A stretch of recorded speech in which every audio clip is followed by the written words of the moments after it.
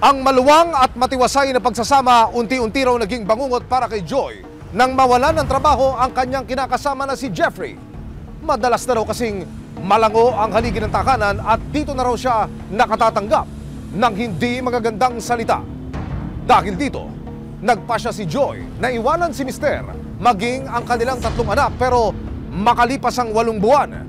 Nagpasya si Joy na ipaglaban ang karapatan niya bilang ina ng mga bata. Ano naman kaya ang masasabi ni X sa kanyang comeback? Sa loob ng 14 na taon, naging matiwasay ang pagsasama ni na Joy at Jeffrey. Hanggang magbunga ng 3 supling ang pag-iibigan nila. Pero, nag-iba raw ang lahat noong 2020 nang mawala ng trabaho si Jeffrey. Wala po kasi siyang trabaho, tas palagi po siyang nagiinom, naglalasing. May times po na nasasaktan po niya ako.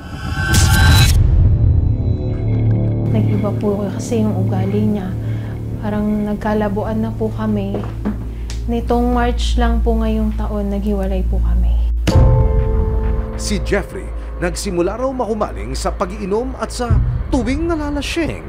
Si Joy daw ang napagbubuntungan. Ito po, yung lasing na lasing po siya. Ayan po.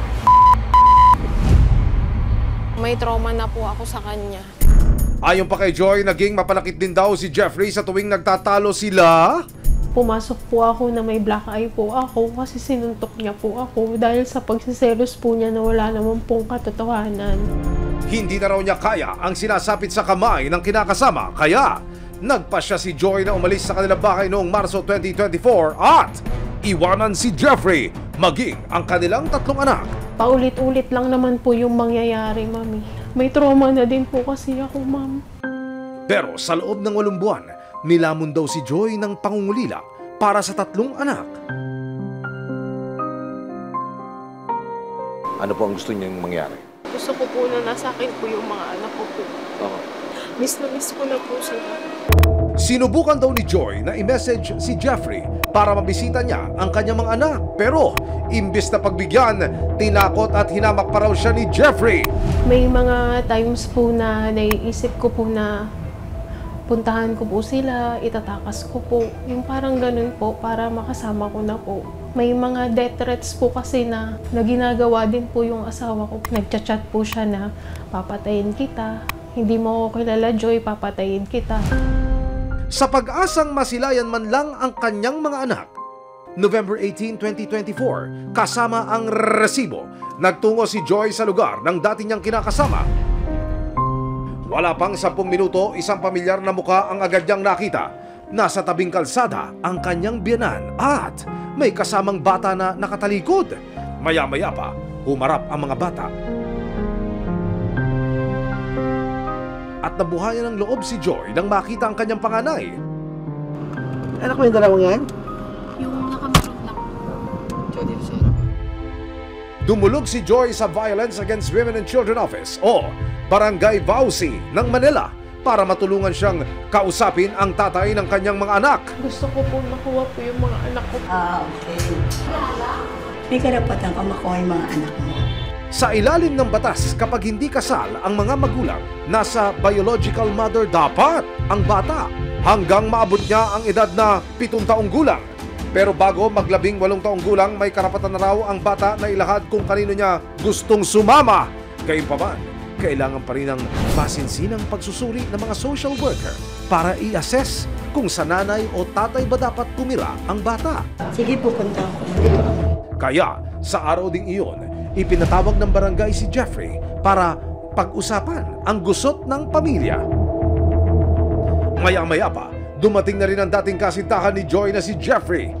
Ilang saglit pa, naging mainit na ang usapan. Gusto ko ibigay sa kanya. Sa akin kagawad ha. Hindi ko pa po nakakausap yung mga anak ko. Hindi ko tinatago yung mga anak ko sa kanya, binibigay ko sa kanya. Sabi ko, kung gusto mo makita anak mo, dalawin mo. Wala namang masama. Nang maungkat ang mga akusasyon ni Joy na sinasaktan siya ni Jeffrey, nabuhatan ka siya ng kamay pero hindi naman grabe. Parang amba-ambaw lang ako. Ano? sa kalagitnaan ng kanilang pag-uusap, aba, si Mami ang hinihingian ni Daddy ng sustento. Ang nanano ko lang, i-apple ko sa kanya, yung sustento ng mga bata. Bigyan ko. Kahit grocery lang. Bakit parang nagkabalik na dyan?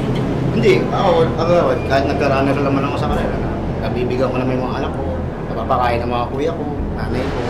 Sa akin naman, pag sumakad ka, bigyan mo naman yung sustento ng mga anak ko. Tatlo anak kong iniwan mo sa akin, diba? Bakit ako magsusustento, Jay? Yung anak mo yun eh. Tatlo yun eh. Paano kung magsusumikap kung magsusustento ako? Ikaw nang sabi, di ba? Sustento Hindi lang ko ako ginawa magagawa. kasi gusto kong magkatrabaho ka. Kaya ko naman magtrabaho, Joy. Okay lang. Matapos ang harapan ng dating magkasindakan, ipinatawag ng barangay VAUSI officers at social workers ng District Social Welfare Office sa mga bata para magkaroon ng inisyal na evaluation at assessment. Nang matapos ang closed-door assessment sa tatlong bata, kinausap ng magkahiwalay sina Joy at Jeffrey para masinsinang ipaalam ang magiging desisyon. Ang gagawin po natin pag-aarating po kayong dalawa para magkaroon po kayo ng co-parenting, kung ano yung magiging plano po para sa best welfare ng mga bata. Ayon sa MSWDO, sakaling hindi magkasundo ang dalawang panig kung kanino mapupunta ang kanilang anak, pansamantala muna raw nilang dadalhin sa shelter ang mga bata. Kung wala kami pagkakasunduan, shelter po natin yung anak para din po sa kapakanan nila. Dahil sa mga natuklasan ng District Social Welfare Office sa mga saalubin ng mga bata, inirekomenda nilang kay Jeffrey muna maninirahan ang tatlo nilang anak. Explain lang din namin sa iyo, mami, kung bakit hindi namin agad kayang ibigay sa inyo. In the first place po, sa abandonment po kasi 3 months and up. So, 8 buwan nyo pong naiwan yung mga bata nang hindi na paliwanag sa kanila. Sa ngayon po, ma'am, okay lang naman po sa akin na nasa kanya po muna yung bata habang nasa proseso po. Ayon kay Jeffrey, marami naman din daw tutulong sa kanya para mabuhay ang kanyang mga anak. Matapos ang magkakasunod na assessments at pakikipag-usap ng mga social worker kanila Joy at Jeffrey, dumating ang kanilang mga anak.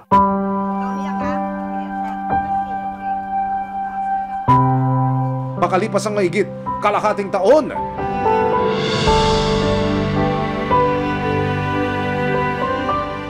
naiyakap muli ni Joy ang kanyang mga anak.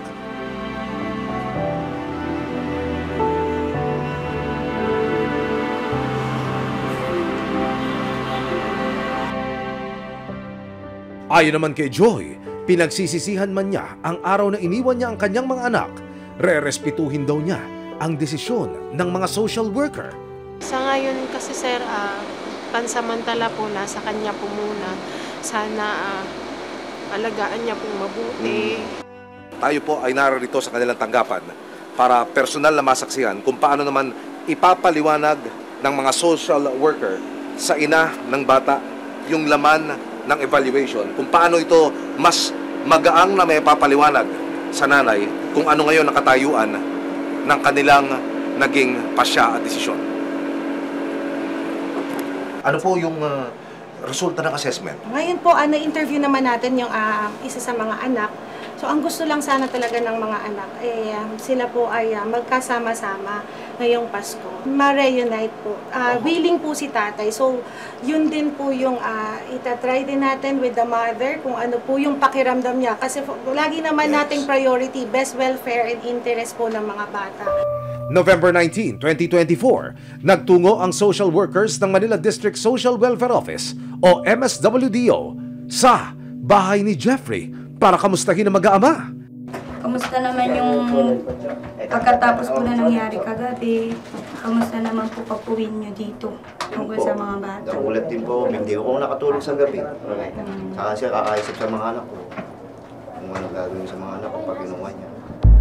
Ipinaliwanag din ng mga social worker kay Jeffrey ang mga susunod na hakbang para mapabuti ang kalagayan ng kanilang mga anak. Nakapag-refer na po kami sa District 4 para po sa parental capability assessment report po ni nanay. So kung magkakaroon ng co-parenting para sa kanila, mas makakabuti po para sa kanila dahil ang gusto nila magkatuluyan. Sana bilang parent po ng mga bata, magkasundo po kayo. Pangako naman ni Joy at Jeffrey, sisikapin nilang maging mabuting magulang sa kabila ng kanilang hindi pagkakasundo at paghihiwalay. Umaasa rin si Joy na maibabalik din sa kanya ang kanyang 3 anak sa tamang panahon.